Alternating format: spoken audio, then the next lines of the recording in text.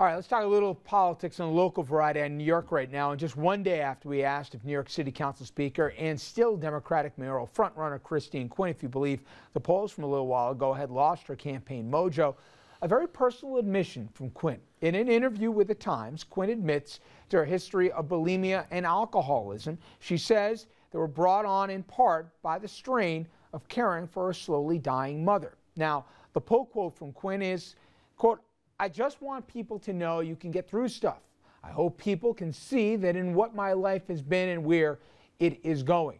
Quinn insists the revelations were not directly connected to her mayoral campaign, saying it feels like an oddly non-political thing. And in the same way I had tried to tell my father and family and my friends that I was gay, I need not hide this anymore. Now, Quinn spoke about her personal struggles today at her alma mater, Barnard College. It's not clear whether that talk or the subject matter had been scheduled before today's disclosures. She's releasing a book also with more on the same subjects next month. It should be noted that she reached out to the Times to see, for them to, and gave the revelations about something that happened in her later 20s, Dominic.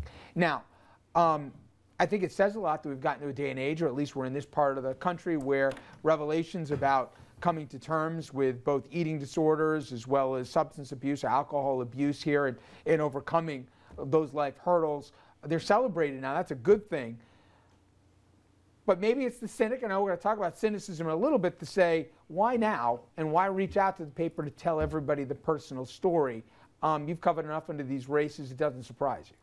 Well, two ways to look at this. As the compassionate person, Dominic, and the cynic journalist, Dominic. As the compassionate person, I would often run into Christine Quinn, seriously, at numerous events where there were not cameras, and it was often single mothers that have lost everything and they're starting all over again, and I would be there telling them my life story and talking to them, and then she would be there, and she would really show concern, and I never understood why. Today, I finally got it, why she donated city money and campaign money to these women's groups. So that's the compassionate Dominic. The journalist Dominic says when you're running for mayor, whatever's there, you might as well release it yourself. So she's not the only one. You got Bill de Blasio's wife admitting that she was a lesbian years ago, and she's answering questions of whether she's bisexual. These are things that are happening right now. I'm not making this up. Could the journalist Dominic leave the room? Could we just have? Well, and so I just want to conclude this way. I like both, it's best if you do it this way. You release it on your own terms. You sit down, you talk with your family, and you do it your way. My point is on this one. It didn't seem that everybody was prying and digging in this story.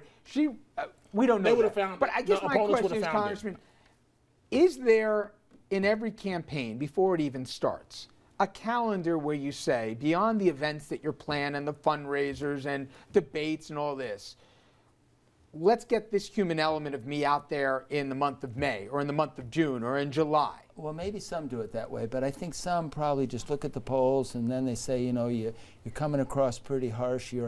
That's not you. They would tell the candidate you're a compassionate person. Let's make sure they know your compassionate side. I loved his answer. Which one? Yeah. Both. Okay. Look, she's damned if she does, and she's damned if she does. I did. I'm ignoring it. She's damned if she does, and she's damned if she doesn't.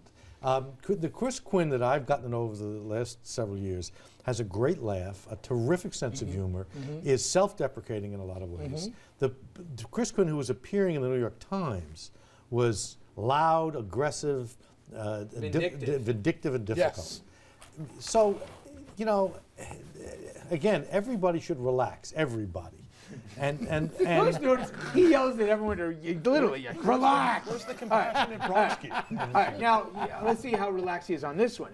We talk political corruption here. You got, but this is, I think, for people, they hear the big word corruption is too big a term and it's overwhelming.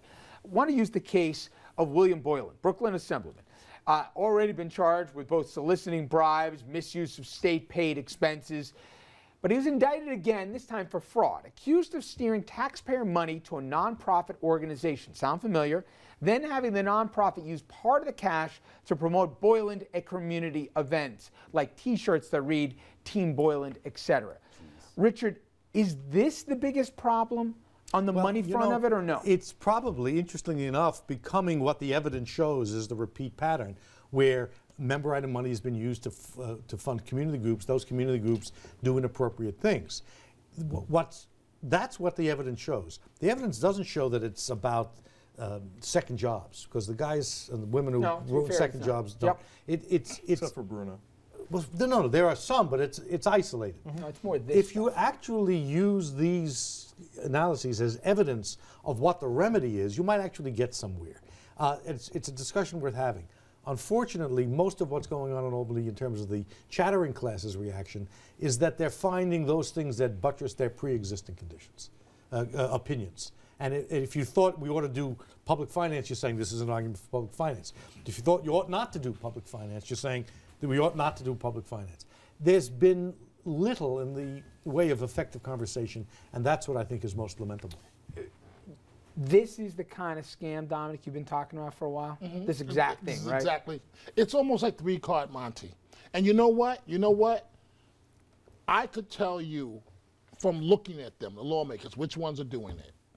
Just like the prosecutors can. Those people. I was hoping that journalist Dominic would have left the room already, but my hopes were dashed. But this is exactly what. And by the way, on this front here, he doesn't like the title here, but if you go to the TimesUnion.com, Rich has got a very good piece on this. Very good piece. Cynicism worse than corruption. Again, he doesn't like the title, but that's where you're going to have to look it up to find. Schmethics there you go. That's what you told him. Yell at him. All right. Now, the last thing we want to get to in this segment, guys, is specifically in this mayor's race, do you think we have a better idea, Dominic, where this thing's going to clear up before the debates? Because I see numbers of fundraising that Thompson's raising real money here. At this point, behind the scenes, are people lining up where the money's going and who's supporting whom? Unions probably most importantly. It depends on who you ask. Some are lining up where the money's going. They're all going to have, basically, because of campaign finance, the same amount of money. It's going to come down to personality and perhaps who has the most endorsements. Don't count out Weiner. The guy has a real shot at this. Don't count out Thompson. All the others, and Quinn. And so you want to make it to into the runoff. You think we'll get to a runoff? Unless Thompson runs away with the whole thing, I he would gets just caution, 40%. My sense is that most voters in the city are still sleeping on this. I mean, Yes, good point. Thank you. The political groups and the political classes and we at the table are talking about it a lot, but most people it's still What's a minor turnout thing. usually in the primaries? That's a great question. I don't have the answer off the top of my head. 20-30%. That's it? Even New York City? Okay. We're going to wrap things up on RFL right after this. Everybody stay with us.